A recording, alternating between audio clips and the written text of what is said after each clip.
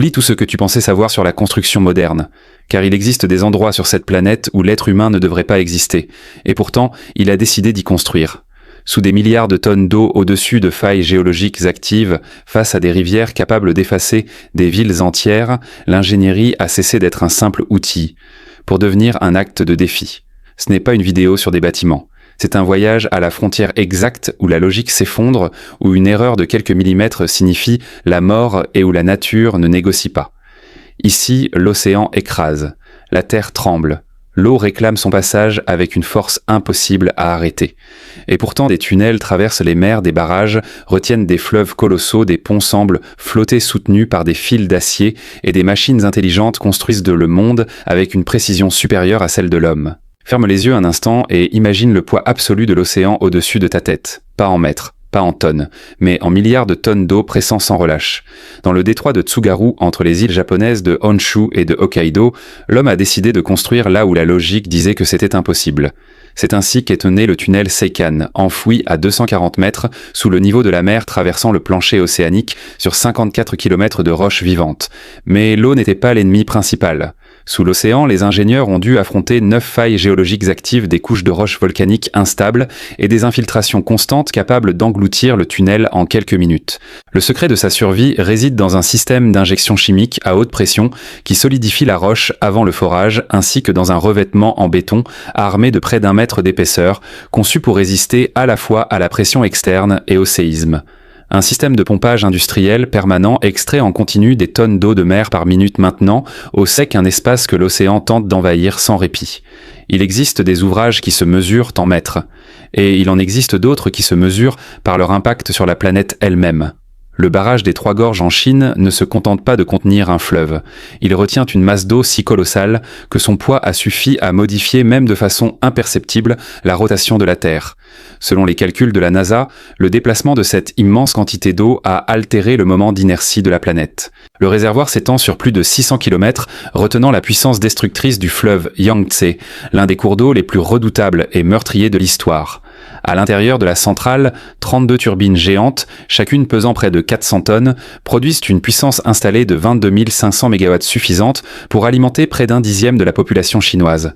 Mais avant de générer le moindre watt d'électricité, les ingénieurs ont dû accomplir une manœuvre extrême, assécher un fleuve entier.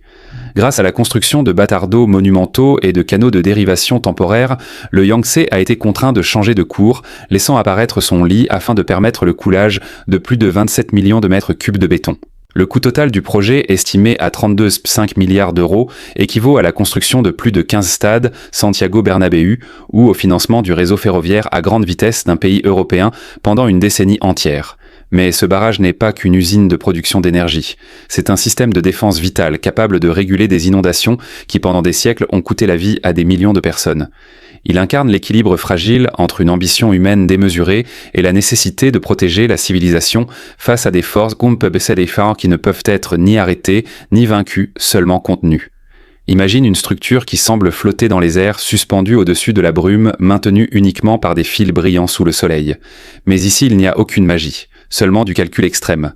Les ponts à haubans représentent l'une des formes les plus élégantes et les plus efficaces d'ingénierie structurelle jamais conçues. Contrairement aux ponts suspendus traditionnels où les câbles principaux répartissent les charges de manière indirecte, ce type de pont ancre chaque câble directement au pylône, créant un équilibre parfait entre les forces de traction et de compression. Le véritable secret se cache à l'intérieur de ces câbles apparemment fins. Ils ne sont pas constitués d'un seul élément, mais de faisceaux de centaines de filaments d'acier galvanisés, torsadés avec une précision millimétrique et enveloppés d'une gaine en polyéthylène haute densité conçue pour résister à la corrosion saline pendant plus de 100 ans. Chaque auban est tendu à l'aide de vérins hydrauliques, pilotés par ordinateur, réglés avec une précision presque chirurgicale. Ce système permet au pont de respirer en se déformant légèrement face aux vents violents ou aux variations de température sans subir de fatigue structurelle. En Espagne, le pont de la Constitution de 1812 à Cadix est un symbole de cette technologie, un ouvrage dont l'investissement dépasse les 500 millions d'euros et dont la hauteur surpasse celle de la mythique tour d'Hercule. Ces ponts ne sont pas de simples connexions logistiques. Ils sont la démonstration visible de la capacité des mathématiques à transformer des milliers de tonnes d'acier en une forme presque immatérielle. Ils redéfinissent l'horizon de nos villes et nous rappellent que lorsque l'ingénierie atteint son plus haut niveau, elle peut aussi devenir un art. Pendant plus d'un siècle, la construction des voies ferrées a été synonyme de labeur brutal, de journées interminables et de milliers de vies perdues. Chaque mètre de rail dépendait de la force humaine et de l'erreur humaine. Aujourd'hui, cette époque est révolue. La machine automatique de pose de rail est une créature d'acier, de capteurs et d'algorithmes.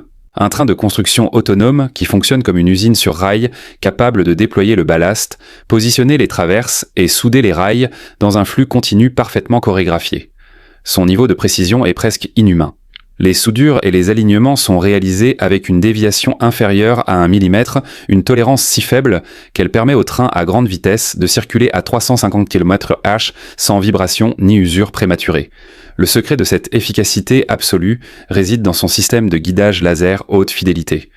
Pendant son avancée, la machine scanne le terrain, en temps réel corrige les micro-irrégularités et ajuste la géométrie de la voie seconde après seconde, éliminant toute marge d'improvisation.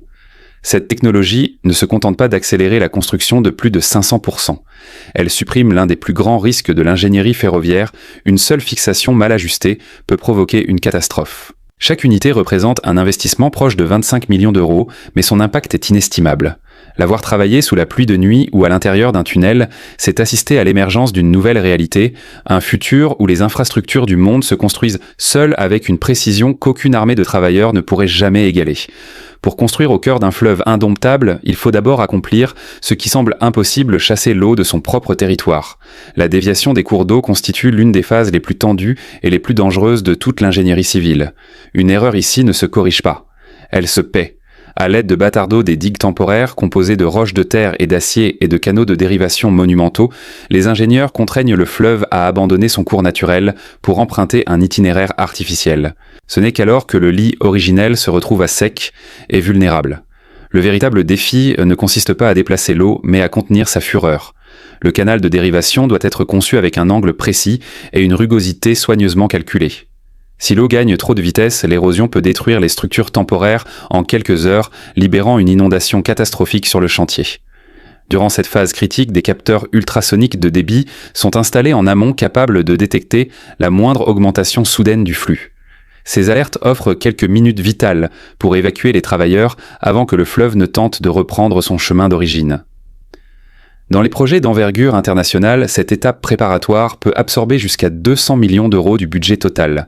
C'est une course contre le temps au fond d'un fleuve temporairement disparu. Un rappel brutal que dans l'ingénierie, le progrès n'est possible que lorsqu'on respecte la puissance absolue de la nature.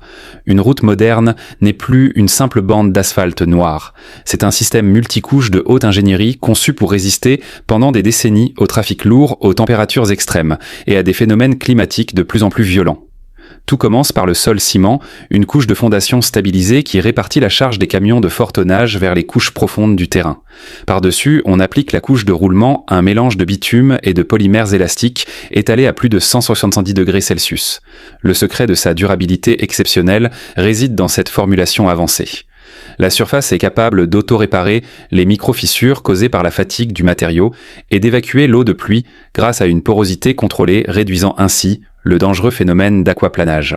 En Espagne, la construction d'1 kilomètre d'autoroute de dernière génération représente un investissement compris entre 8 et 14 millions d'euros. Mais ce coût garantit un élément essentiel, la fluidité du transport des personnes et des marchandises, soutenant le rythme de l'économie. Les routes du futur proche intègrent déjà de la fibre optique sous la chaussée et des systèmes de recharge par induction pour les véhicules électriques en mouvement. Pendant que nous y circulons sans y penser, des compacteurs intelligents et des finisseurs guidés par satellite analysent de chaque mètre avec une précision millimétrique. Ces routes ne sont pas de simples infrastructures. Ce sont des artères invisibles qui maintiennent un pays en vie, assurant que le progrès atteigne même les régions les plus reculées. Lorsque des milliers de tonnes de terre poussent vers l'aval sur un terrain en pente, la solution traditionnelle est presque toujours la même, un mur de béton gris massif et visuellement agressif. Mais le système Vertiblock a totalement bouleversé cette logique. Ces blocs préfabriqués donnent l'illusion de la pierre massive, mais dissimulent une conception ingénieuse. Ce sont des blocs creux, destinés à être remplis de gravier. Ce détail en apparence simple améliore considérablement le drainage interne et augmente le poids du mur par gravité sans nécessité de renforts complexes. Le véritable génie du système réside dans son mécanisme d'assemblage par languettes et rainures. Grâce à cette géométrie précise, il est possible de construire des murs de soutènement atteignant jusqu'à 4 mètres de hauteur sans utiliser d'acier structurel supplémentaire, réduisant ainsi de manière significative les délais et les coûts de construction. Dans des zones résidentielles comme la Costa del Sol ou dans des régions montagneuses telles que les Pyrénées, Vertibloc est devenue une solution très répandue avec des coûts d'installation compris entre 25 000 et 60 000 euros selon la longueur du mur. Au-delà de sa résistance implacable, son parement extérieur imite fidèlement la pierre naturelle s'intégrant au paysage au lieu de le dénaturer. Vertibloc prouve que l'ingénierie de soutènement ne doit pas être une cicatrice visuelle, mais peut devenir une amélioration qui apporte à la fois sécurité et valeur esthétique à l'environnement. Au XXIe siècle, les grands bâtiments ne se construisent plus brique par brique, ils s'assemblent. L'installation de panneaux de façade préfabriqués a transformé la construction urbaine en une véritable chorégraphie de précision industrielle. Des grues de grande capacité soulèvent en des sections complètes de verre, d'aluminium et d'isolant, pouvant atteindre 6 mètres de longueur, et les positionnent avec une exactitude presque chirurgicale. Le secret de cette technologie ne réside pas dans la grue, mais dans le panneau lui-même. Chaque module arrive sur le chantier avec ses systèmes d'isolation thermique, d'étanchéité acoustique et ses canaux de drainage déjà intégrés en usine. Cela garantit une enveloppe du bâtiment parfaitement étanche dès les premières phases, sans improvisation ni correction ultérieure. Grâce à l'utilisation de capteurs laser et de robots de positionnement, les opérateurs peuvent fixer un panneau toutes les 15 minutes permettant de fermer la façade complète d'un gratte-ciel en une fraction du temps traditionnel. Dans des villes comme Madrid ou Barcelone, où chaque journée de chantier se répercute directement sur le prix final du logement, cette technologie, dont le coût avoisine les 300 000 euros, devient un outil stratégique. Elle réduit les délais, diminue les charges financières et garantit une qualité de finition proche des standards aéronautiques. La construction moderne a cessé d'être un métier artisanal. Elle est devenue une industrie d'assemblage de haute technologie propre, rapide et d'une efficacité extrême. Les villes modernes souffrent d'une maladie silencieuse, un excès de surface imperméable. Le résultat apparaît chaque année sous la forme d'inondations soudaines, de réseaux d'égouts saturés et de températures urbaines de plus en plus extrêmes. Le système de pavage CMPN a été conçu comme une réponse directe à ce problème. À première vue, il semble léger, presque fragile. En réalité, il s'agit d'une structure en polypropylène haute densité, fabriquée à partir de matériaux recyclés qui forment une matrice de cellules ouvertes posée sur le sol. Le secret technique réside dans sa capacité portante.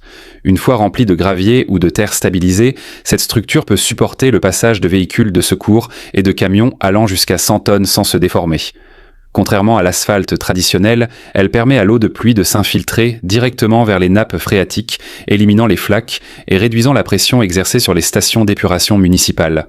Dans des pays comme l'Espagne, où les pluies torrentielles, liées au phénomène de la gota fria, provoquent chaque année des dégâts se chiffrant en millions d'euros, l'installation de ce système représente un coût compris entre 45 et 80 euros par mètre carré, un investissement rapidement amorti grâce à la prévention des inondations et à la réduction de l'effet d'îlot de chaleur.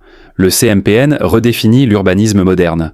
Non pas comme une barrière dressée contre la nature, mais comme une surface vivante où la circulation urbaine et les cycles naturels peuvent coexister en équilibre. Tout bâtiment, aussi impressionnant soit-il, dépend d'un facteur rarement visible, le sol sur lequel il repose. Le système de fondation Evjegrund a entièrement redéfini ce point de départ en utilisant un matériau